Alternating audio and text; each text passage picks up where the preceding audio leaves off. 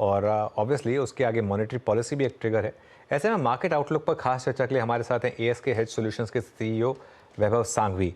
वैभव जी, good morning. Market ने budget को 2 Thums up दिए।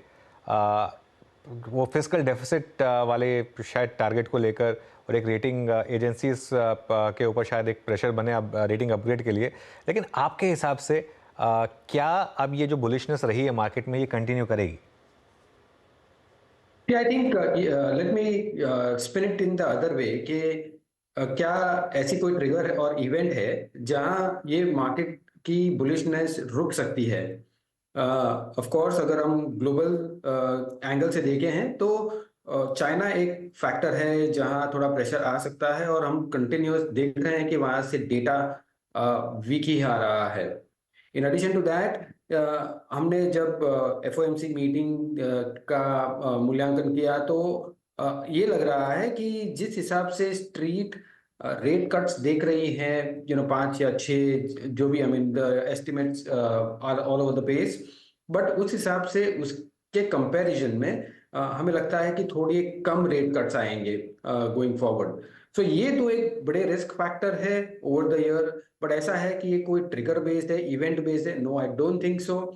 सो in that case I think एक ऐसा गोल्डलॉक सिनारियो बन गया है जहां ग्लोबली सॉफ्ट लैंडिंग हो रही है। इंटरेस्ट ब्याज दरें थोड़े थोड़े नीचे आएंगे, यहाँ इंडिया की इकोनॉमी मोमेंटम में है और अर्निंग्स भी ठीक ठाक है। तो ये मोमेंटम ब्रेक होने का ऐसा कोई रीजन हम नहीं देख रहे हैं at this point in time. Of course यहाँ वहाँ थोड़ी बहुत करेक्शन हो सकती है, but I think that is part and parcel of the market. कि थोड़ी बहुत करेक्शन हो सकती है, लेकिन that's part and parcel of the market. Vaibhav ji, अभी हमने एक बाइट प्ले की थी पीएसयूज को लेकर, और पीएसयूज में सबसे ज़्यादा पैसा बना है पिछले 1 साल में। आपके पोर्टफोलियो में है क्या पीएसयू स्टॉक्स, और यहाँ पर क्या व्यू है? सी, आई थिंक पीएसयूज में पहले ऐसा व्यू था कि ये बहुत ही वैल्यू स्टॉक्स है और काफी पॉसिबिलिटी है इसको चलने के लिए, बट वो वैल्यू काफी देर तक वैल्यू ही रहा। उसका कोई ट्रिगर नहीं था, उसको अनलॉक करने का कोई रीजन नहीं था। बट अगर हम देखें लास्ट 1 साल में या 2 साल में जिस हिसाब से ग्रोथ प्लान्स बन रहे हैं, जिस हिसाब से गवर्नमेंट का नजरिया बन रहा है हर एक पीएसयू कंपनीज के हिसाब से, आई थिंक काफी वैल्यू अनलॉक हुई है यहाँ पे। और एक steadiness in terms of policy भी दिखी है ओवरऑल पीएसयू सेक्टर्स में। और पीएसयू सेक्टर्स की बात करें तो डिफेंस पकड़िए या दूसरी कोई भी सेक्टर्स, कैप गुड्स पकड़िए या रिफाइनरीज पकड़िए या across PSU banks as well पकड़िए, I think from a fundamental business perspective ये इंप्रूव हो रहे हैं और इसी के लिए हमने देखा कि काफी इंटरेस्ट आ रहा है ओवरऑल एंटिटी में। और जिस हिसाब से गवर्नमेंट का एज आई सेड नजरिया है, अप्रोच है towards the whole PSU bank, like my sense is कि ये कंटिन्यूड रहेगा। ओके, पीएसयू बैंक्स का ये मूव जो है वो कंटिन्यू कर सकता है, और पीएसयू बैंक्स पे भी और इनफैक्ट ओवरऑल पीएसयूज पे भी आपने अपना व्यू दे दिया। अच्छा वैभव जी, आज हम कुछ नंबर्स को जो सेलिब्रेट कर रहे हैं उसमें एक टाटा मोटर भी रहा। क्या नंबर थे? I mean stock at all time high. Auto ने वेल्थ क्रिएट करी है, चाहे वो whether it's Maruti, not exactly I think right now, but हाँ पिछले 10 महीनों में उसने वेल्थ क्रिएट करी है। Tata Motors, look at TVS, Bajaj auto, hero motor Corp, ये प्राइस अपने प्रॉफिट्स को कैश में कन्वर्ट करने का है पार्शली, सब्सटेंशियली, या फिर आपको लगता है कि नहीं अभी और चलेगा? अभी पिक करने लायक ऑटो में आपको और क्या ठीक लगता है सर? आई थिंक वीरेंद्र, आपने एकदम सही सटीक तरीके से कहा है कि ऑटोस में काफी अच्छी मोमेंटम थी लास्ट 1 साल 2 साल में, बट हम ऐसे दौर पे हैं यहाँ पे कि हमें ये sector on an overall basis थोड़ा ट्रिकी लग रहा है। और ट्रिकी क्यों लग रहा है? बिकॉज उसमें काफी सेगमेंट्स ऐसे हैं जहां हमें लगता है कि सिक्लिकल टॉप के टुवर्ड्स हम आ रहे हैं। स्पेशली अगर हम देखें सीवीज देखें, ट्रैक्टर्स देखें, हमें लगता है कि यहाँ से ग्रोथ वीक होनी चाहिए। At the same time passenger vehicle की जो कमेंट्री भी देख रहे हैं हम, वहाँ थोड़ी लोअर ग्रोथ की गुंजाइश सकते हैं।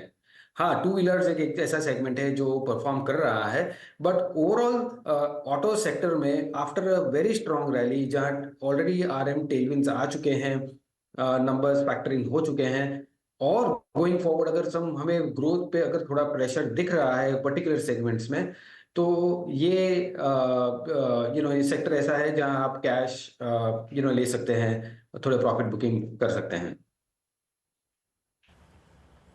ओके, ऑटो पे आपने वैभव जी का व्यू सुना। थोड़े से अगर आप देखें प्रॉफिट्स को कैश में कन्वर्ट करना सही रहेगा।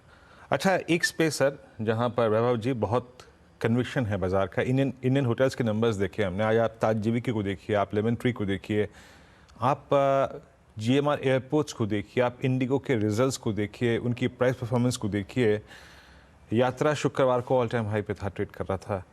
तो ये जो लोग इस थीम को रीड कर रहे हैं, रीड करते रहें, ये मतलब राइड करते रहें।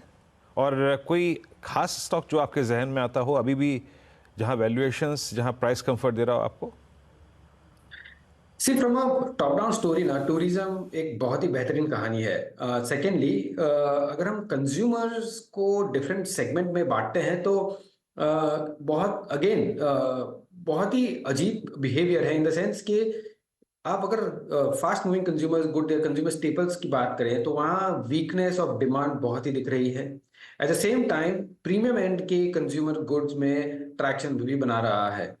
कंज्यूमर्स को स्पेंड करना है अपने एक्सपीरियंसेस पे, और पोस्ट कोविड जिस हिसाब से नजरिया बदला है कंज्यूमर्स का, आई थिंक ये एक ऐसी थीम है जहां experience along with now spiritual tourism की बात करें तो वो भी साथ में कंबाइन होके आई थिंक एक बहुत ही बेहतरीन तक और अपॉर्चुनिटी हमें दे रहा है गोइंग फॉरवर्ड। नाउ जिस हिसाब से कंपनीज हैं जिनके एसेट्स हैं, आई थिंक वो स्टैंड आउट बेनिफिशियरी है ऑपरेटिंग लेवरेज का, because it's a great story of operating leverage.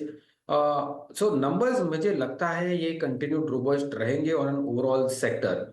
Of course जो क्या वैल्यू पे करते हैं ये ऑलवेज एक क्वेश्चन मार्क होता है, but I think on an overall macro story perspective ये ठीक ही लग रहे हैं।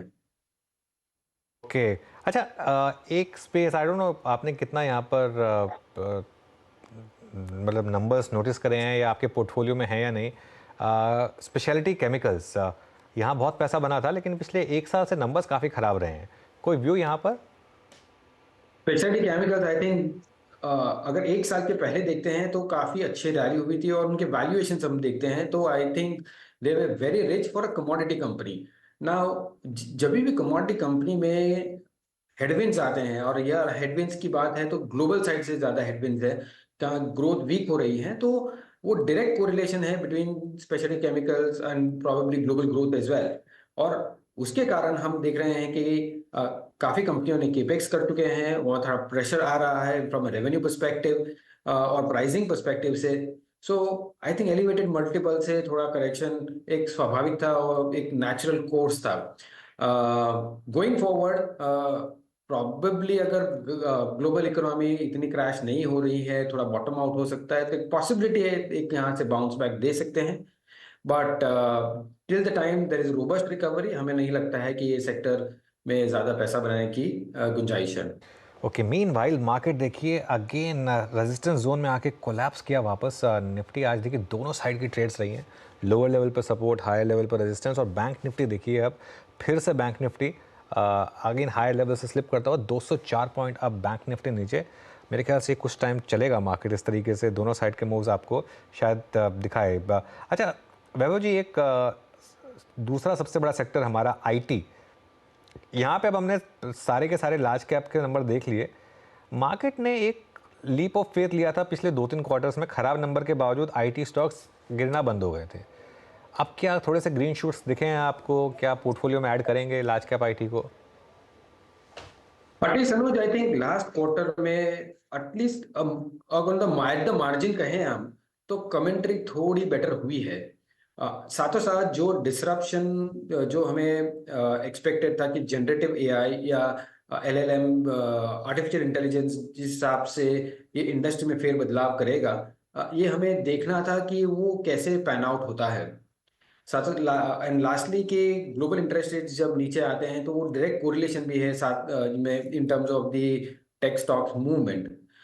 And from a defensive perspective as well, ये sector from a cash flow yield basis also ये ठीक लगते हैं। माय सेंस इज के यहाँ पे बॉटम आउट होना लगता है मुझे, at least after a little more correction. But उसका जेस्टेशन पीरियड काफी लंबा रहेगा from a money making opportunity basis. So eight this point in time हम न्यूट्रल हैं, साइडवेज रहेगा सेक्टर जब तक कि कमेंट्री डिसाइसिवली चेंज नहीं होती towards traction of business.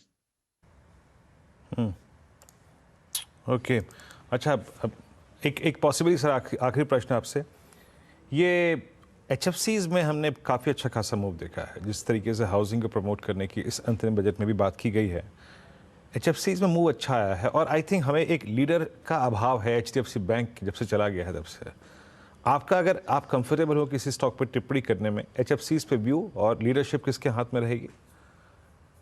See, I think HFCs as a segment, जब हमने लास्ट मेजर्स देखे आरबीआई की तरफ से टुवर्ड्स पर्सनल लोन, HFCs को बाजू में रखा था प्योरली बिकॉज एक प्रायोरिटी सेक्टर और प्रॉब्ली एक फोकस तरीके से उसको प्रमोट करना है from an housing sector perspective. साथों साथ बजट में भी जो जिस हिसाब से फोकस रहा है ऑन हाउसिंग सेक्टर, हमें लगता है कि यहाँ ट्रैक्शन बना रहेगा। ऑफ कोर्स जब ब्याज दरें नीचे आती हैं तो उनको फंडिंग में बेनिफिट ऑफ कोर्स होगा, बट ये एक ऐसी सेक्टर है जहां आपका लिमिटेड रिटर्न ऑन इक्विटी होता है, लिमिटेड स्प्रेड्स होता है, तो ये value more of a valuation game और अ कैटलिस्ट गेम होता है generally. So eight this point in time हमें कोई नेगेटिव्स नहीं दिख रहे हैं। यहाँ से अगर पॉजिटिविटी आती है, लोन ग्रोथ बढ़ती है, तो हमारे हिसाब से ये सेक्टर में थोड़ी फर्दर एक्टिविटी रह सकती है।